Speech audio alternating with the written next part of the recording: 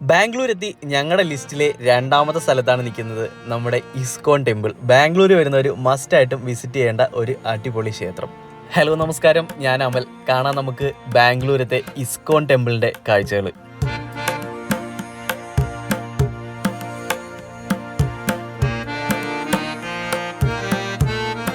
ഓരോ യാത്രയിലും ഓരോ സ്ഥലങ്ങളിൽ പോകുമ്പോഴും അവിടുത്തെ ആരാധനാലയങ്ങൾ നമ്മൾ വീഡിയോയിൽ കാണിക്കുന്നുണ്ട്. അത് ക്ഷേത്രമായാലും പള്ളിയായാലും എന്തൊക്കെയായാലും ആ കാണിക്കുന്നത് വിശ്വാസങ്ങളെ അടിച്ചുറപ്പിക്കാനോ അല്ലെങ്കിൽ വിശ്വാസത്തിലേക്ക് വലിച്ചഴിക്കാനോ ഒന്നും അല്ല കേട്ടോ. അത് എക്സ്പീരിയൻസ് ചെയ്യാനും ആ കാഴ്ചകൾ കണ്ട് മനസ്സിലാക്കാനും പുതിയ കൾച്ചറും അവരുടെ ജീവിത രീതിയും കാര്യങ്ങളൊക്കെ കണ്ടാസ്വദിക്കാൻ വേണ്ടിയാണ് കേട്ടോ ഈ ക്ഷേത്രത്തിലെയും അതുപോലെ പള്ളിയുടെയൊക്കെ കാഴ്ചകൾ നമ്മൾ കാണിക്കുന്നത്.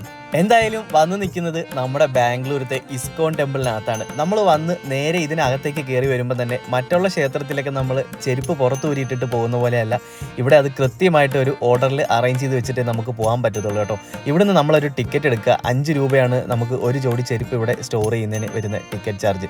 ഇങ്ങനെ ഒരു ചാക്ക് തരും. ആ ചാക്കിലേക്ക് നമ്മുടെ എല്ലാവരുടെയും ചെരുപ്പ് അതിനകത്തേക്ക് ആക്കുക. അതിനുശേഷം അത് ഇവിടെ കൊടുത്തു കഴിയുമ്പോഴത്തേക്കും നമുക്കൊരു ടോക്കൺ തരും കേട്ടോ. ആ ടോക്കൺ നമ്മുടെ കയ്യിൽ സൂക്ഷിച്ച് വെച്ചിരുന്നാൽ നമ്മൾ തിരിച്ചു വരുന്ന സമയത്ത് ക്ഷേത്ര ദർശനം കഴിഞ്ഞ് ഇറങ്ങി വരുമ്പോൾ ഈ വഴി വരുമ്പോഴത്തേക്കും നമുക്ക് ഇവിടെ ആ ടോക്കൺ, ഈ കാണുന്ന റെഡ് കളറിലെ ടോക്കൺ കണ്ടോ, ഇതിവിടെ തിരിച്ചു കൊടുക്കുമ്പോൾ നമ്മുടെ നമ്പർ നോക്കിയിട്ട് നമ്മുടെ ചെരുപ്പൊക്കെ അവർ തിരിച്ചു തരും. അങ്ങനെ ഇത് ചെരുപ്പൊക്കെ വെച്ച് കുറച്ച് മുമ്പോട്ട് വരുമ്പോഴത്തേക്കും 2 സൈഡിലായിട്ട് നമുക്ക് കാലും കൈയൊക്കെ കഴുകി വൃത്തിയായിട്ട് അകത്തേക്ക് കയറാനുള്ള സൗകര്യം ഇവിടെ ഒരുക്കിയിട്ടുണ്ട് കേട്ടോ. അപ്പോൾ എന്തായാലും കാലും കൈയൊക്കെ കഴുകിയിട്ട് നേരെ നമ്മൾ ഇതിൻ്റെ അകത്തേക്ക് പോവുകയാണ് കേട്ടോ. സാധാരണ ക്ഷേത്രങ്ങളിലൊക്കെ പോകുമ്പോൾ കാണുന്ന കാഴ്ച പോലെയല്ല, നല്ല ഭംഗിയായിട്ട് ഗാർഡനും കാര്യങ്ങളൊക്കെ സെറ്റ് ചെയ്തിട്ടുണ്ട്. ഒരു അടിപൊളി റിസോർട്ടിൻ്റെ ആംബിയൻസ് ഒക്കെ ഇവിടെ ഒരുക്കിയിട്ടുണ്ട് കേട്ടോ. നമ്മുടെ റിസോർട്ടിൻ്റെ പരിപാടി ആയതുകൊണ്ട് സ്വാഭാവികമായിട്ട് നമ്മൾ എല്ലായിടത്തും പോകുമ്പോൾ ആ ഒരു ലുക്കിലായിരിക്കും നമ്മളെല്ലാം നോക്കുന്നത് കേട്ടോ.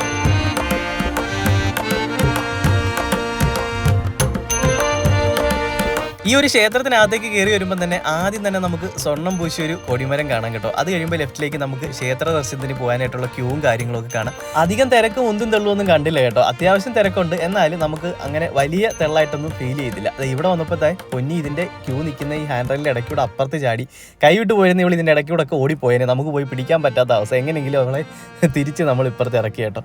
അപ്പോൾ ഈ സൈഡിൽ കൂടെ കുറേ ആൾക്കാർ നേരെ കയറി പോകുന്ന ആ കൊടിമരത്തിൻ്റെ സൈഡിൽ കൂടെ. അതെന്താണെന്ന് നോക്കിയപ്പോഴത്തേക്കും അമ്മയൊക്കെ മുമ്പ് ഈ ക്ഷേത്ര ദർശനത്തിന് വന്നപ്പോൾ എന്നോട് പറഞ്ഞിട്ടുണ്ടായിരുന്നു, ഓരോ ചുവട് വെച്ച് ഓരോ കല്ലിൽ കയറി നിന്ന് ഹരേ രാമ ഹരേ കൃഷ്ണ എന്ന് പറഞ്ഞുകൊണ്ടാണ്, നാമം ജപിച്ചുകൊണ്ടാണ് ഇതിനുള്ളിലേക്ക് പോകുന്നത്. ഞാൻ ശരിക്കും അതൊക്കെ എക്സ്പീരിയൻസ് ചെയ്യുന്നത് അത് നോക്കിയാണ് വന്നത്. പക്ഷേ നമ്മൾ ആ വഴി കയറി വരുമ്പോഴാണ് ഈ കാണുന്ന പോലെ നമുക്ക് അങ്ങനെ കയറാൻ പറ്റുന്നത്. അതിന് സ്പെഷ്യൽ ടിക്കറ്റ് ഉണ്ടോ എന്താണെന്ന് എനിക്ക് ആകെപ്പാടെ കൺഫ്യൂഷനായി. നമ്മളെല്ലാവരും കൂടുതലും ആൾക്കാർ പോകുന്ന വഴി തന്നെ കയറി വന്നപ്പോൾ നമുക്ക് പോകേണ്ടവർക്ക് അതുവഴി പോകാം, പിന്നെ നമുക്ക് ഈ വഴിയും വരാം. എന്തായാലും 1 മണിക്കൂറോളം സമയം എടുക്കും നമ്മൾ ഓരോ ചുവട് വെച്ച് കയറി വരുമ്പോഴത്തേക്കും. അതുകൊണ്ടായിരിക്കാം എല്ലാവരും ഈ വഴി തന്നെ കയറി വന്ന് ക്ഷേത്ര ദർശനം നടത്തി അകത്തേക്ക് പോകുന്നത് കേട്ടോ. ഞങ്ങൾ കയറി വന്നപ്പോൾ ആരൊക്കെ പറയുന്നുണ്ടായിരുന്നു ക്ലോസിംഗ് ടൈം ആവുന്നെന്ന്. അപ്പോൾ അതുകൊണ്ടാണ് ധൃതി പിടിച്ച് എല്ലാവരും ഈ വഴി തന്നെ കയറി വന്നത് കേട്ടോ. അല്ലെങ്കിൽ നമുക്ക് ഓരോ ചൂടൊക്കെ വെച്ച് പതുക്കെ കയറി വരായിരുന്നു. ഈ ഒരു ക്ഷേത്ര ദർശനത്തിൻ്റെ ടൈമിങ് വരുന്നതെന്ന് വെച്ചാൽ രാവിലെ 7:15 ഓപ്പൺ ചെയ്ത് കഴിഞ്ഞാൽ ഉച്ചയ്ക്ക് 1 മണി വരെയും, അതുപോലെ തന്നെ വൈകുന്നേരം 4:15 ഓപ്പൺ ചെയ്ത് കഴിഞ്ഞാൽ രാത്രി 8:20 വരെയാണ് കേട്ടോ ടൈമിംഗ് ഉള്ളത്. പിന്നെ നമ്മൾ വരുന്ന ശനി ഞായർ ദിവസങ്ങളിലാണെന്നുണ്ടെങ്കിൽ രാവിലെ 7:15 മുതൽ വൈകുന്നേരം 8:20 വരെ ഓപ്പൺ ആയിരിക്കും കേട്ടോ.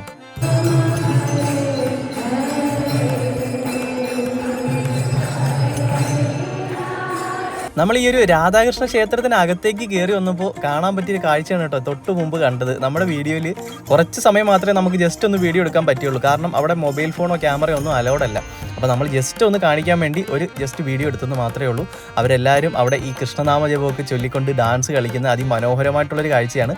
പറഞ്ഞറിയിക്കാൻ പറ്റില്ല. ഇവിടെ വന്ന് എക്സ്പീരിയൻസ് ചെയ്താൽ മാത്രമേ നമുക്ക് ആ ഒരു ആംബിയൻസ് കിട്ടത്തുള്ളൂ കേട്ടോ.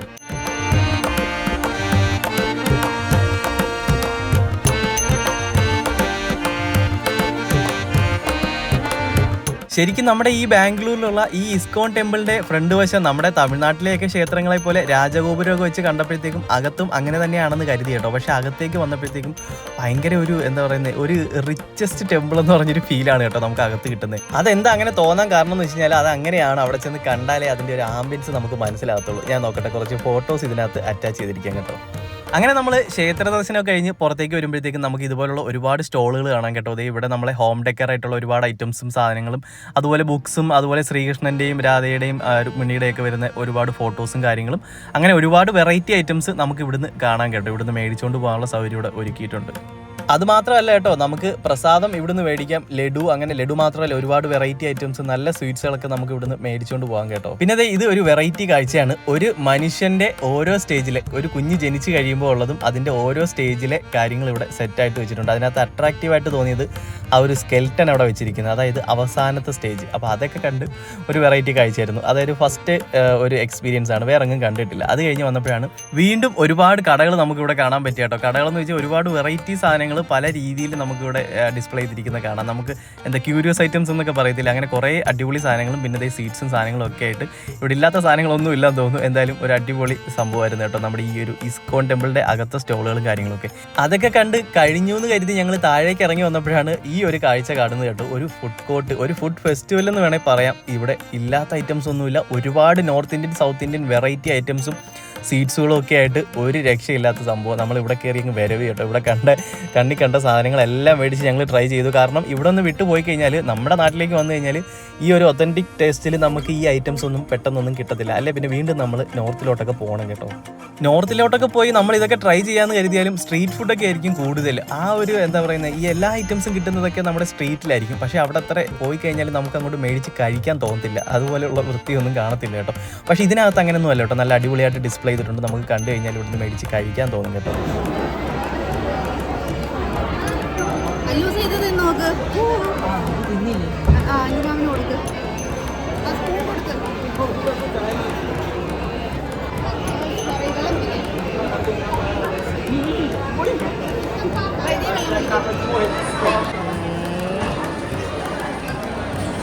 അത്ര വെള്ളം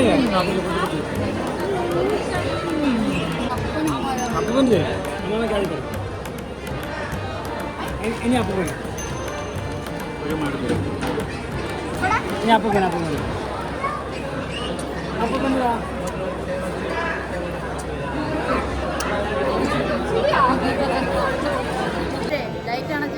മണിക്കൂർ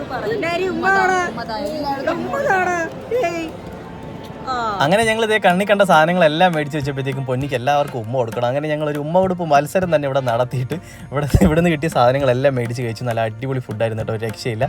നമ്മളങ്ങനെ ഇവിടെ കറങ്ങി നടന്ന് ഈ ഒരു ഫുഡ് കോർട്ടിനകത്തുള്ള കംപ്ലീറ്റ് സാധനങ്ങൾ എല്ലാം ഒന്നും ട്രൈ ചെയ്തില്ലെങ്കിലും നമുക്ക് കണ്ടപ്പോൾ ഇഷ്ടപ്പെട്ട സാധനങ്ങളെല്ലാം ട്രൈ ചെയ്തു. അപ്പോൾ എന്തായാലും ഇവിടെ വരുന്നൊരു മസ്റ്റായിട്ടും ഈ ഒരു സ്പോട്ട് മിസ് ചെയ്യരുത് കേട്ടോ. അങ്ങനത്തെ ഫുഡൊക്കെ കഴിച്ചിട്ട് ഞങ്ങൾ അവിടുന്ന് വീണ്ടും പുറത്തേക്ക് വരുന്ന വഴിയായപ്പോഴത്തേക്കും ഞങ്ങളുടെ കൂട്ടത്തിലുള്ള കുറച്ച് ആളുകൾ ഇവിടെ വന്ന് നിൽക്കുകയും ഞങ്ങളിതേ കുറച്ച് ദൂരെ മാറി നിൽക്കുകയാണ് കേട്ടോ. ഞാനും അളിയനോട് അവിടെ തീറ്റി നടക്കുന്നേ ഉള്ളൂ, ഇതുവരെ തീർന്നിട്ടില്ല. നമ്മൾ മേടിച്ച് വെച്ച സാധനങ്ങൾ മൊത്തം തീർക്കണ്ടേ. അങ്ങനെ അവിടെ നിന്ന് ഞങ്ങൾ ഒരുവിധം അതൊക്കെ തീർത്തിട്ട് തിരിച്ച് വീണ്ടും വരികയാണ് കേട്ടോ. അവിടുന്ന് വീണ്ടും മുന്നോട്ട് വന്നപ്പോൾ നമുക്കിതേ കാണാൻ കിട്ടിയത് ഒരു സ്വിമ്മിംഗ് പൂൾ എന്ന് വേണമെങ്കിൽ പറയാം കേട്ടോ. ആരും ചാടി കുളിക്കുന്നൊന്നുമില്ല, നമ്മുടെ ഈ ഒരു ക്ഷേത്രത്തിനോടനുബന്ധിച്ചുള്ള ഒരു എന്താ പറയുന്നത് കുളം എന്ന് വേണമെങ്കിൽ പറയാം. നമ്മുടെ നാട്ടിലൊക്കെ ഉള്ള കുളം പോലല്ല. അതാ ഞാൻ ആദ്യമേ പറഞ്ഞത്, ഇവിടെ എല്ലാം ഒരു പ്രീമിയം സെറ്റപ്പിലാണ് ഇവരിവിടെ ചെയ്തു വെച്ചിരിക്കുന്നത് കേട്ടോ. അപ്പോൾ അതിൻ്റെ കാഴ്ചകളൊക്കെ കുറച്ച് നേരം കണ്ടുകൊണ്ടിരുന്നു, നല്ല ഭംഗിയുണ്ടായിരുന്നു. അത് കഴിഞ്ഞ് മുമ്പോട്ട് വന്നപ്പോഴാണ് അന്നദാനം ഉണ്ടെന്നുള്ളവരെ നമ്മൾ അറിഞ്ഞത്. നമ്മൾ അപ്പുറത്തുനിന്ന് ഫുഡ് കോർട്ടിൽ നിന്ന് കണ്ട കാച്ചിക്കഴിക്ക് എല്ലാം വാരി വലിച്ച് തിന്നിട്ടാണ് ഞങ്ങളിവിടെ വന്നപ്പോഴത്തേക്കും നമ്മുടെ ഈ ഒരു ഫുഡ് കോർട്ടല്ല അന്നദാനം ഇവിടെ ഉണ്ടെന്നുള്ള കാര്യം മനസ്സിലായത്. അപ്പോൾ എന്തായാലും അതും വിടണ്ട. അന്നദാനം എന്താ പറയുക, പുണ്യദാനം എന്നൊക്കെയല്ലേ, അത് കഴിക്കാതെ വിടാൻ പറ്റത്തില്ലോ. അപ്പോൾ നമ്മുടെ നാട്ടിലെ പോലെ ചോറൊന്നുമല്ല, ചെറിയൊരു പ്ലേറ്റിലാണ് തരുന്നത്. ഒരു എന്താ പറയുക, നമ്മുടെ നോമ്പ് കഞ്ഞിക്കില്ലേ പള്ളിയിലൊക്കെ കിട്ടുന്നത്, അതുപോലൊരു സാധനമാണ് കേട്ടോ. ഈ പായസം പോലത്തെ അല്ല, നോമ്പ് കഞ്ഞി എന്ന് തന്നെ പറയാൻ വേണേ, ആ ഒരു സെയിം സാധനം തന്നെ കിട്ടിയത്. നമുക്ക് ഐസ്ക്രീം കഴിക്കുന്ന ഒരു സ്പൂണൊക്കെ തന്നു. അപ്പോൾ ഞങ്ങളിത് അതൊക്കെ മേടിച്ചുകൊണ്ട് ഇതും കഴിക്കാൻ പോവാണ് കേട്ടോ.